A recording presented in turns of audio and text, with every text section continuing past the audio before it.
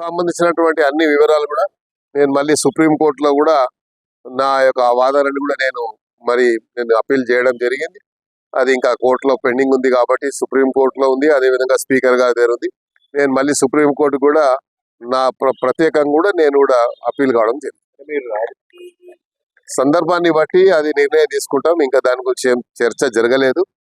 మరి ముఖ్యమంత్రి గారు అందరూ ఆలోచించిన తర్వాత అలాంటి పరిస్థితి వచ్చినప్పుడు నేను ఎన్ని ఎలక్షన్లు కొట్లాడినా మీకు తెలిసి ఇప్పటి వరకు సుమారు 11 ఎలక్షన్లు కొట్లాడాను. ఎలక్షన్కు నాకేం కొత్త కాదు, ఫైట్ చేయడం నాకేం కొత్త కాదు. ఫైట్ చేయడం, గెలవడం అనేది నా రక్తంలోనే ఉంది.